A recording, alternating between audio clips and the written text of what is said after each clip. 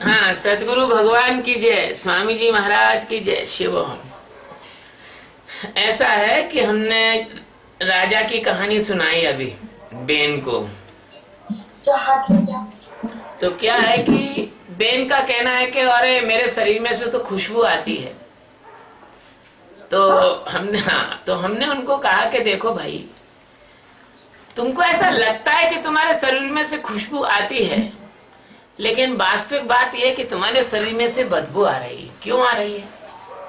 क्योंकि तुम शराब पी रहे हो, मांस खा रहे हो, है ना।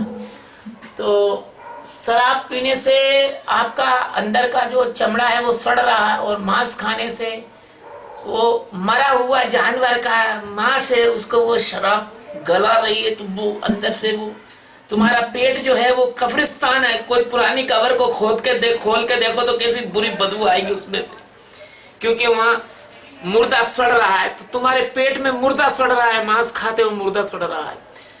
तो हमने उसको बोला कि भाई देखो, तुम्हारे को हम एक कहानी सुनाते हैं कि कैसे तुमको बदबू नहीं आती और दूसरों को आती है, तुमको नहीं आती। तो हमने कहा कि एक राजा था, वो एक संत महात्मा से बार बार कहता था कि बाबा जी, महात्मा जी, हमारे महलों में चलो, हमारे महलों में चलो।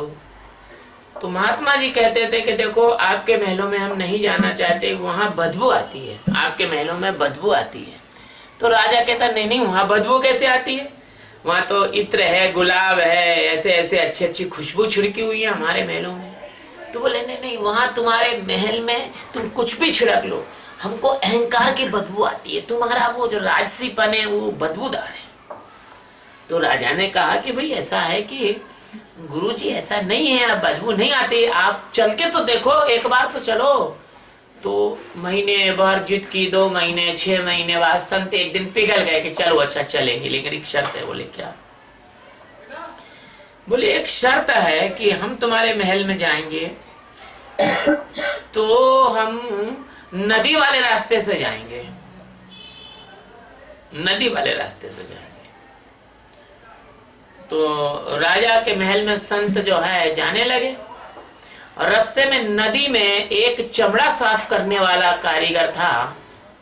वो मरे हुए जानवर जैसे भैंस हुई, और जैसे मतलब जो है बकरे हुए, ऐसे इनके जो चमड़े थे, हिरन फिरन जो भी चमड़े थे, मरे हुए जानवरों के चमड़े को नदी में धो धो के साफ कर रहा था, और उसको ब्रश से घिस के तैयार कर रहा था, मसाला भर के ठीक करने के लिए।